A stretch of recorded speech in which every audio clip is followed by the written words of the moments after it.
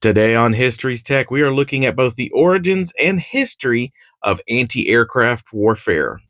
Now, this unique piece of mid 19th century technology has grown and evolved over the last century and a half and has become a rather important piece of any military's arsenal. But let's go ahead and look at the origins and history of anti aircraft warfare.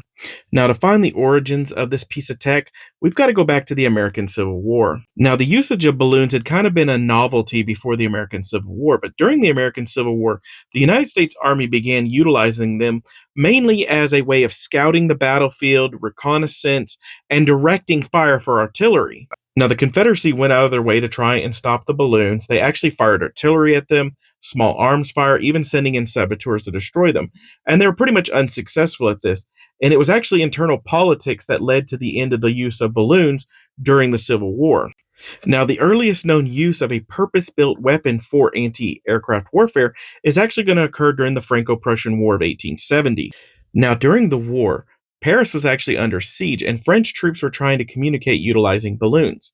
Gustav Krupp took a modified 1-pounder gun known as the Ballonenbärenkanone, balloon defense cannon, and actually set it up on a mount on top of a horse-drawn carriage to shoot down these balloons. So not only do we have the first purposely designed anti-aircraft weapon, but we have the first mobile one. By the early 1900s, multiple countries began developing different types of anti-aircraft weapons. They did everything from trying to adapt larger cannons to having fuses that would detonate in the air, adding incendiary or bullet chains, trying any way they possibly could to destroy the balloons being utilized at the time. But all of these developments were going to have to change with the Italo-Turkish War. Now, this war, which is basically a precursor to World War I, showed a lot of new technologies that were going to become a major part of World War I. And one of the most important was the deployment of the airplane. The airplane, which had been kind of a novelty, just like the balloon had been before the American Civil War, was still in its infancy, and it was utilized multiple ways.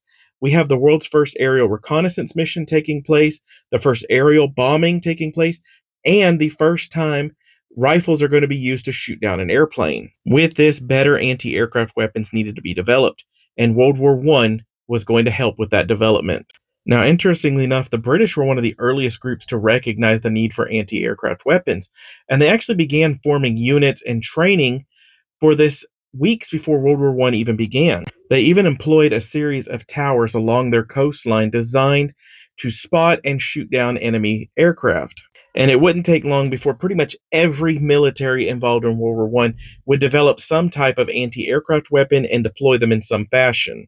Now, one of the biggest issues they had to deal with was ammo.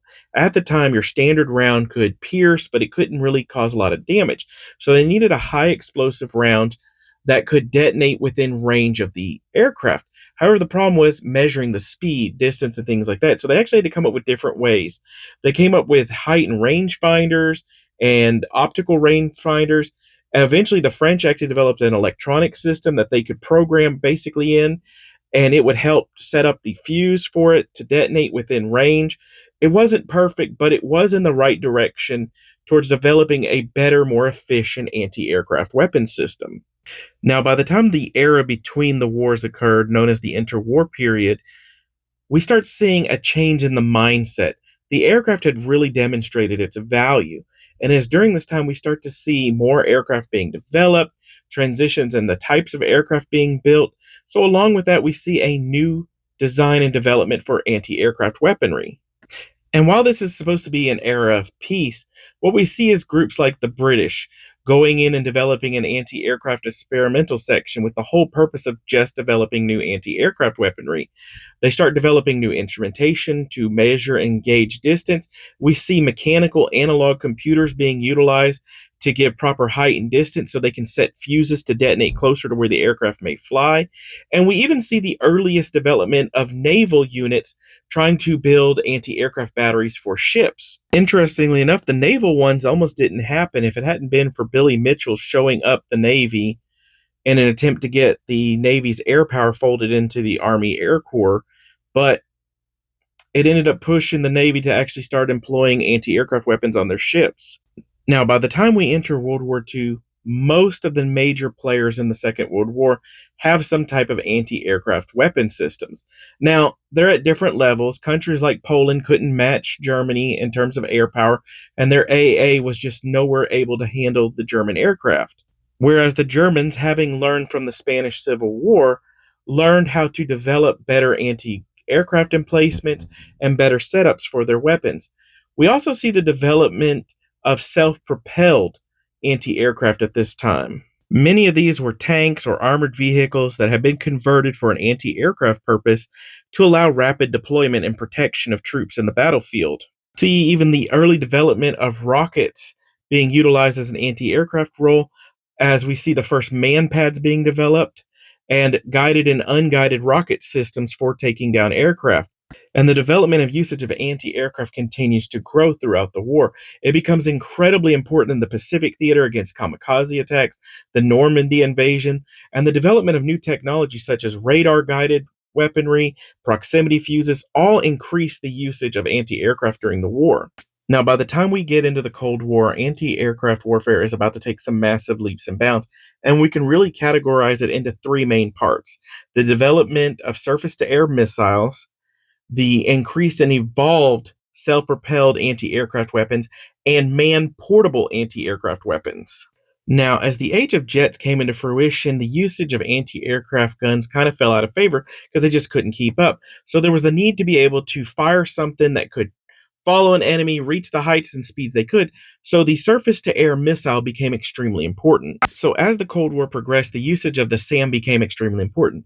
They could be fired at an enemy aircraft, follow them. They could be fired towards an enemy aircraft and detonated for a field of effect. They could even be equipped with a nuclear payload in order to destroy a massive amount of enemies in the air at one time. And over time, these weapons would be improved, smarter, and better munitions would be developed, ones that could be guided in a fire and forget system. They could be traveling at high speed, and so they could be utilized in a multitude of different roles. The self propelled anti aircraft weapons would evolve as well. They would go from simple tanks armed with guns to being equipped with radars and better fire control systems. We'll even see some rather innovative versions, such as the tank design where they took a GAU 8, which is the main gun on an A-10, and slapped it onto a tank. Now, it never went beyond development phase, but it was an interesting idea. Now, the third major system to develop during the Cold War is the man-portable air defense system, also known as man-pads. And these are basically surface-to-air missile launchers that are shoulder-fired. First developed in the 1950s, they come in three varieties: infrared guided, command line of sight, and laser guided. And their usage has been utilized in every theater of combat you can think of since basically the 1960s. Today, every military on the planet employs some type of anti aircraft warfare, whether that be SAMs, man pads, self propelled anti aircraft, or fixed anti aircraft guns. They all employ some type of weapon. But there you have it, a look at the origins and history of anti aircraft warfare. It has had a long century and a half of development and continuous changes, and is still a crucial part of any military to this day. But that's it for today. Thank you for joining me, and I look forward to talking to you on the next time.